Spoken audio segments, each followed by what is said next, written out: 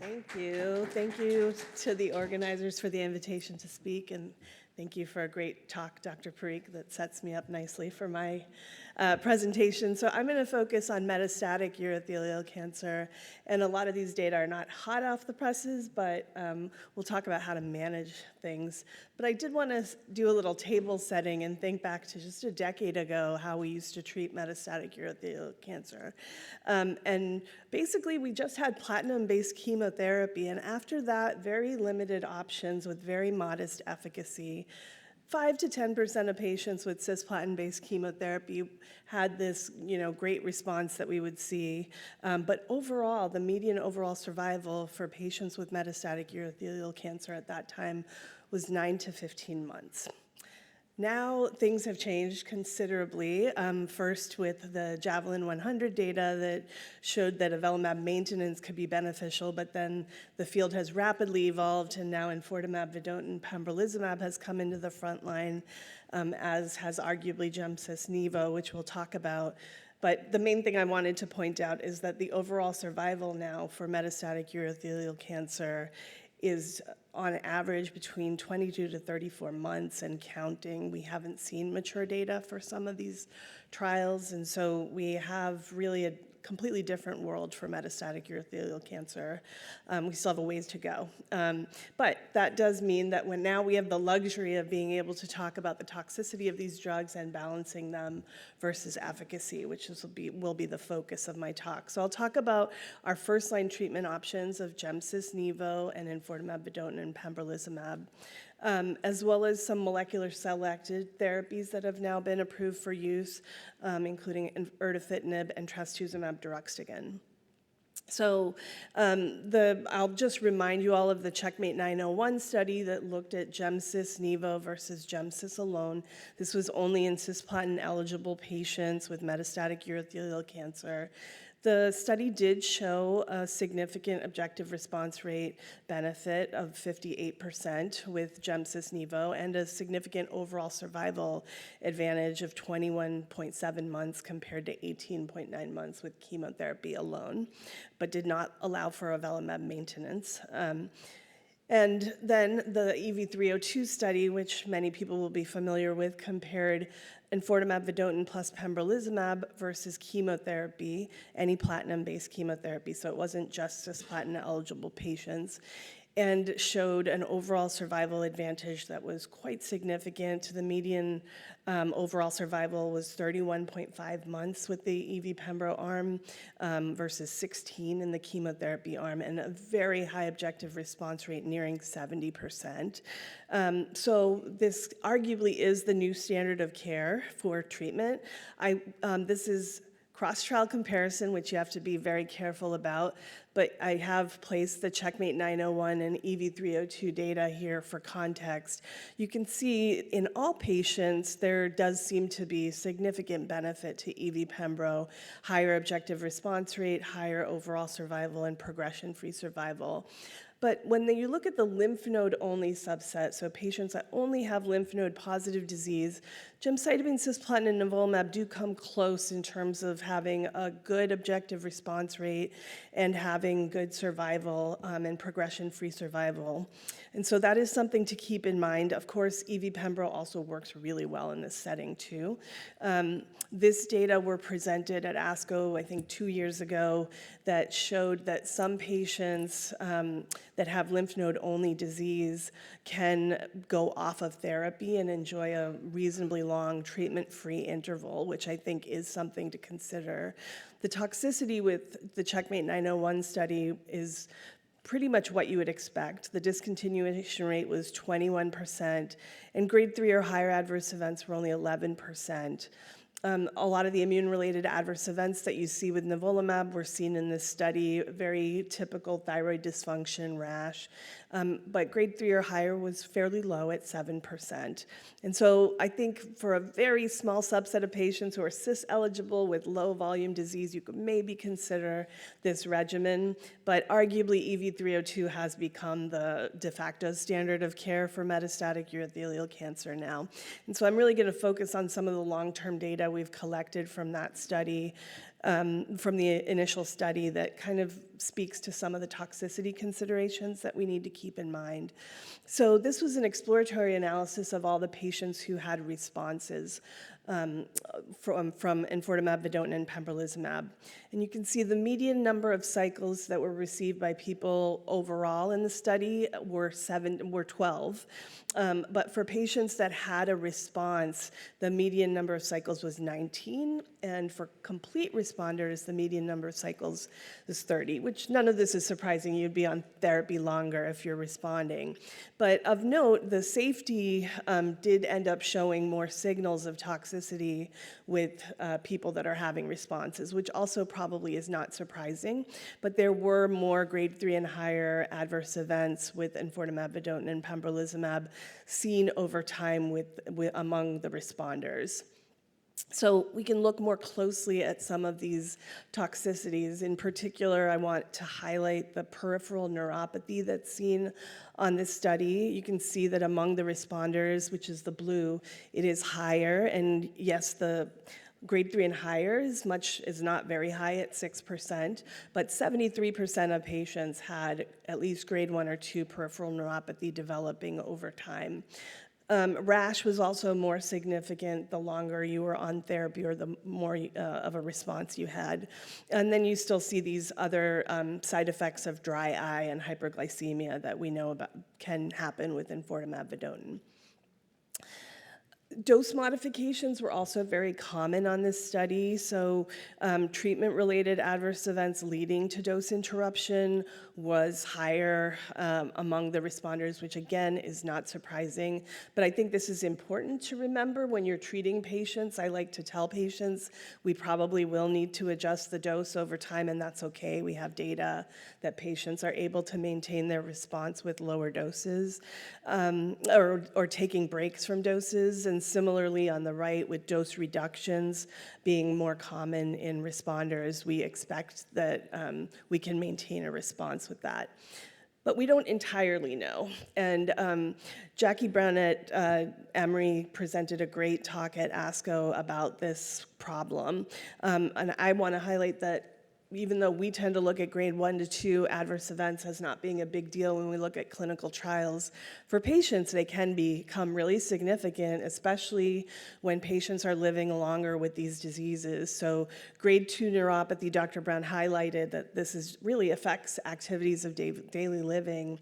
And typically it takes somewhere around 4 to 6 months for this peripheral neuropathy to start rearing its head with enfortumab vedotin. You generally hold it until the toxicity resolves to grade 1 or lower, and that can take several months. And the question at that point is, do you go back to the enfortumab vedotin, or can you take a break at that point? As well as whether it's okay to reduce the dose and how does this impact efficacy. And we don't have a ton of data on this. We can extrapolate some from our single agent enfortumab vedotin experience. And on the left is studies that were done that were prospective studies that looked at what was found with dose intensity. And what was found is that the higher dose intensity correlated to a better response. And in the EV301 study, which was a single agent study, patients were able to maintain their highest dose of enfortumab vedotin, which is the 1.25 milligrams per kilogram dose, for generally through cycle 7. There were some real-world studies that have reported out, and I think we're going to continue to see differences as we collect more real-world data. So the Yushima study was done in Japan and showed that dose interruptions or reductions happened in 74% of patients, and the relative dose intensity that was seen on this study was 77%. That was about 115 patients. In a larger study of real-world data in the US of patients getting monotherapy with EV, there was, again, a 20% dose reduction from the initial dose, and the median relative dose intensity was 88%. But most importantly, the mean number of patients receiving more than 2 cycles of treatment was only 59%. And I don't think that's all just not responding to therapy. I think some of that has to do with toxicity management. And so I think it's important to think through how to manage toxicity of enfortumab vedotin plus pembrolizumab, and we are still learning some of this.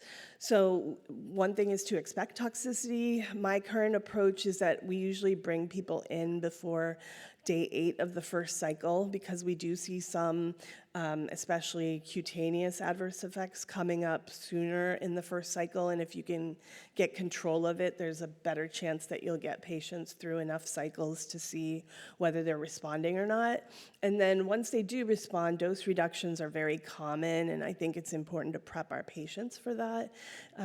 It's also important to ask about peripheral neuropathy because patients, especially patients with metastatic cancer that are responding to therapy, may not vocalize side effects of therapy unless you ask about them. And then it's important not to forget about the checkpoint inhibitor in this. There are still toxicities that are associated with pembrolizumab, and overlapping toxicities can be challenging with this regimen, in particular the skin toxicities, and we're finding more GI toxicities that actually overlap, where it may actually be the enfortumab vedotin causing some of the toxicity that we attribute to pembrolizumab. So we still need a lot of studies to identify the optimal way to modify dosing as well as de-intensify dosing, and those are coming, so we can expect to see those in the years to come. But then the question becomes, what do you do after enfortumab vedotin or gemcitabine in the few patients that can get that? The question really becomes, what can you tolerate? Because people will get these side effects from treatment. And we don't have a lot of data. These are data from long-term follow-up from the 2 phase 3 studies. In the EV302 study, at the time of data cutoff, 35% of patients needed subsequent treatment. 29% of those got platinum-based chemo, but only 18% got cisplatin.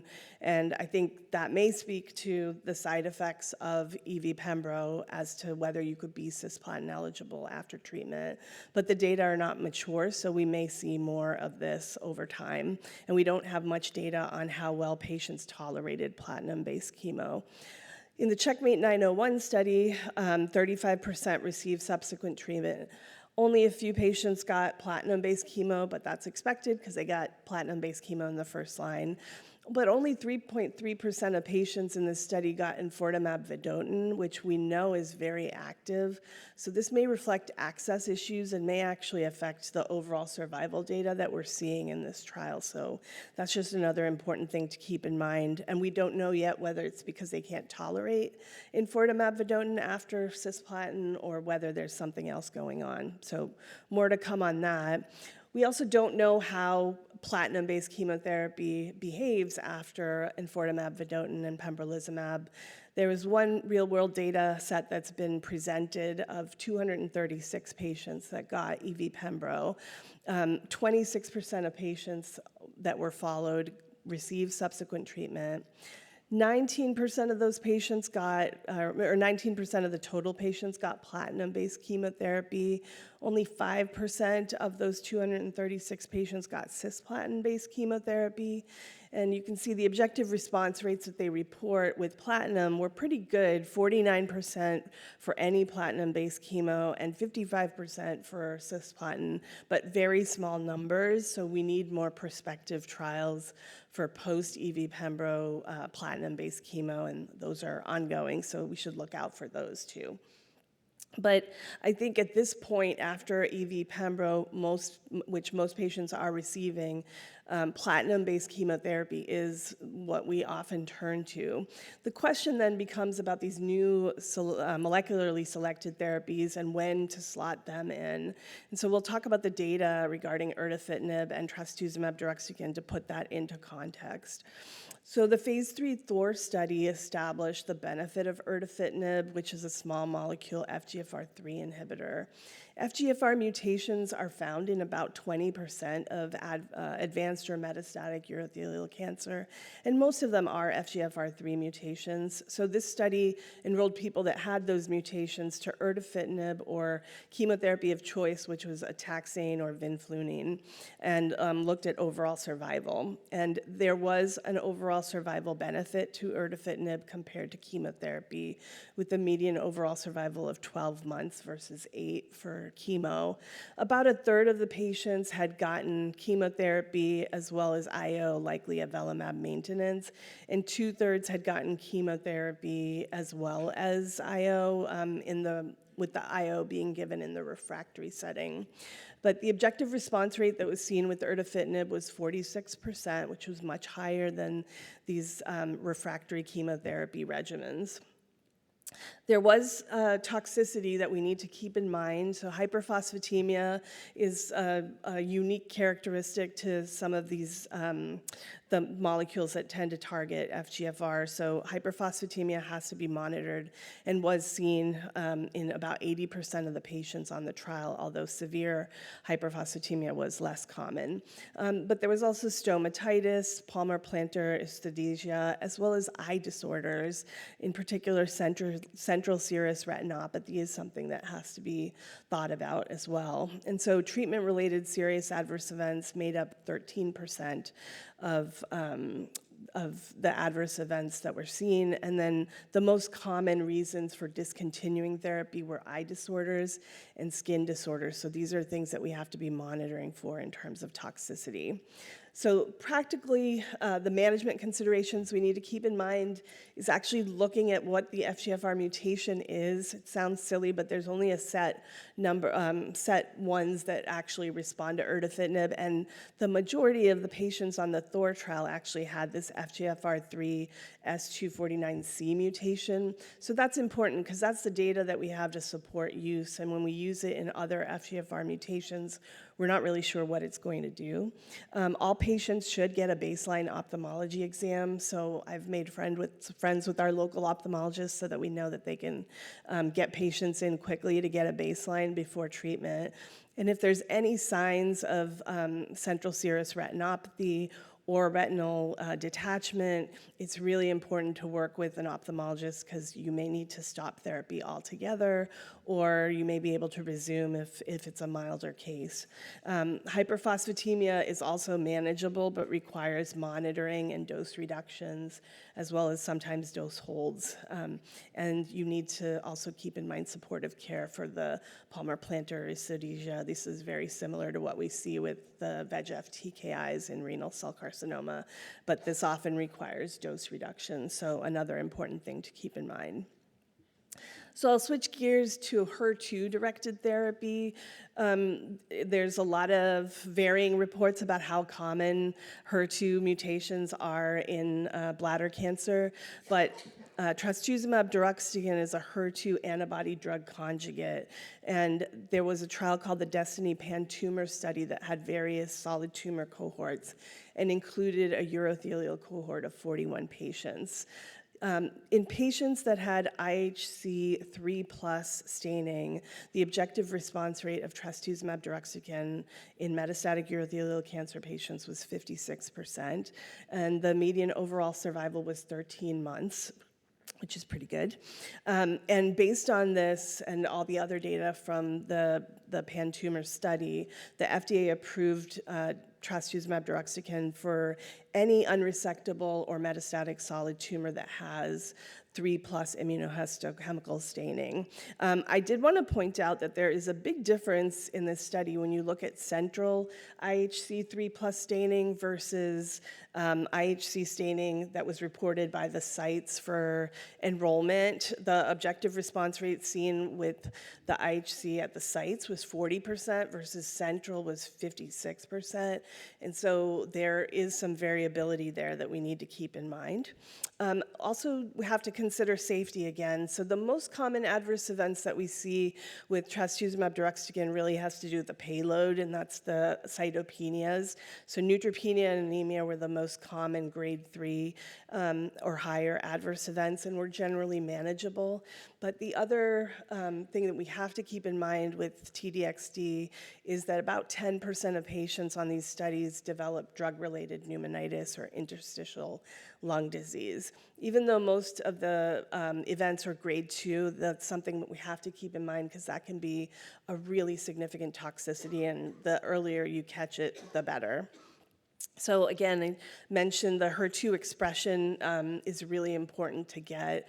IHC2 plus definitely did not do as well, but there seems to be some variability in how different places stain, and so that makes it a little complicated to use this drug. And we also don't know how frequently you will find HER2 expression, so you have to look at the patients, and next generation sequencing amplification is not sufficient. Cytopenias are common with TDXD, so that needs to be kept in mind when you're monitoring patients on this treatment. But again, have to ask about pneumonitis symptoms or ILD symptoms. A lot of times you'll only see it radiographically on your imaging assessment, and in those cases, you can hold and potentially treat with steroids depending on the amount of any symptoms that you're able to tease out, and you can resume with the dose reduction. But anything that is symptomatic at presentation, you treat with steroids and you need to permanently discontinue. And then finally, because of the HER2 targeting, you always need to get a baseline echo as well. So that's just another thing to keep in mind for this drug. So in terms of sequencing of the molecular targeted therapy, when we look at objective response rates across the different treatment options that we have, EV monotherapy, we know the response rate is about 41%. And with erdafitinib and trastuzumab deruxtecan, we see very high responses as well at 46% and 56%. We don't know as much about platinum-based chemo. And so I think for patients that have molecular, if they have HER2 IHC3 plus expression, if they have an FGFR3 mutation, I do tend to favor giving those molecularly selected targeted therapies first, because we have prospective data supporting their use, and then save the platinum for later. Unfortunately, that only makes up a small proportion of patients because not everyone has these mutations or expression to have these options. So the conclusions that I have is that I just want to point out this is a very rapidly evolving landscape with metastatic urothelial cancer, and some of it Dr. Parikh actually put into context, because there are big changes coming in earlier stages of disease in non-muscle invasive and muscle invasive bladder cancer that may change what options we have in the metastatic setting. And this is an active area of drug development also in the post-enfortumab vedotin pembrolizumab space. So lots of trials looking versus platinum-based chemotherapy and novel mechanisms that I didn't get into in the interest of time. But this, we should probably like date stamp these talks, because things are going to change, and most of this will be irrelevant within 2 years. But in terms of new first-line therapies, I do think EV Pembro is our first-line therapy of choice now. We just need to figure out how to optimize dosing, and this is something that we're all learning to do in real time. But I do think that gemcitabine might have a role in very select patients who are cisplatin eligible and have low volume lymph node only disease because of this possibility of getting off treatment, which is an important consideration for quality of life. Second-line therapies, we don't have a perfect answer about sequencing, but for patients that are all comers, I think platinum-based chemotherapy is a reasonable option. And for those that have FGFR2 or 3 alterations, erdafitinib is a good choice for the next line after EV Pembro. And I think trastuzumab deruxtecan is a good choice after EV Pembro as well for those that have HER2 IHC staining, keeping in mind all of the different toxicities. So hopefully this was helpful, and I'll take any questions.